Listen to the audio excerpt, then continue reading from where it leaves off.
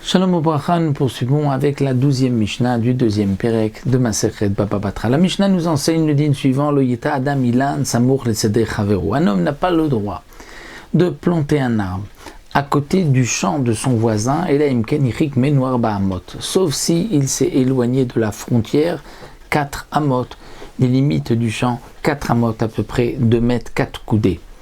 Pourquoi?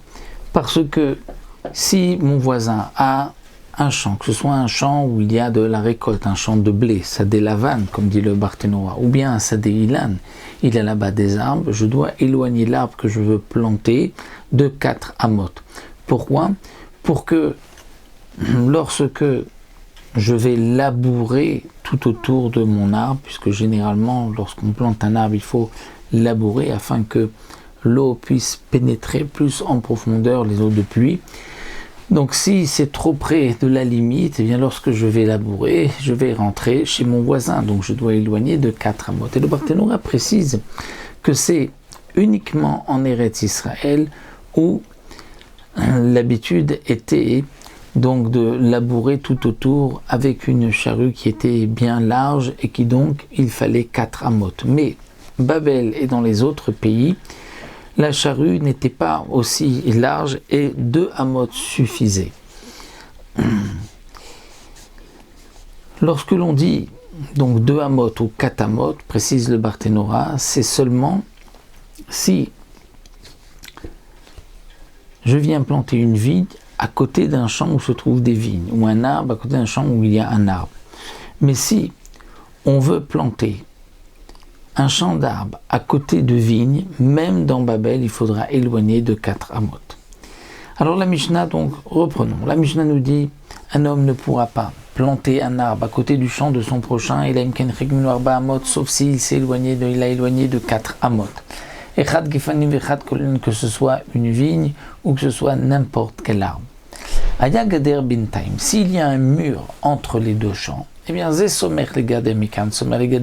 l'un peut planter son arbre juste derrière le mur et l'autre aussi de l'autre côté du mur. Étant donné qu'il y a un mur qui les sépare, il n'y a pas de crainte qu'au moment où on va labourer autour de l'arbre, on va rentrer dans le champ du voisin. Mais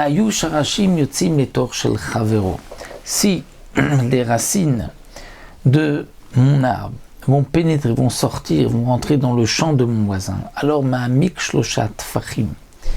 Ma'amik shloshat fachim, c'est-à-dire que le propriétaire du champ où les racines du voisin pénètrent va donc pouvoir creuser 3 tfachim et couper toutes les racines qui se trouvent en profondeur jusqu'à 3 tfachim, 3 balles, donc à peu près 30 cm, pour ne pas pour que lorsqu'ensuite lui va faire passer sa charrue pour labourer son champ, les racines ne vont pas empêcher la charrue de passer.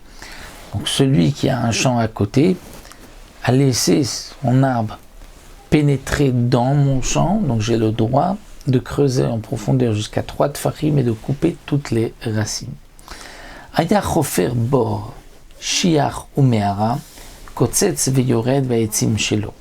Si toutefois, il veut creuser plus en profondeur, il veut maintenant faire un puits bord qui est rond et profond, ou shiach qui est profond, carré et étroit, ou me'ara, ou comme une grotte, c'est-à-dire un bout qui est couvert, eh bien, kotzetz veyored, il pourra donc même couper en profondeur et descendre ve'etzim shelo. Et le bois qu'il aura coupé sera à lui.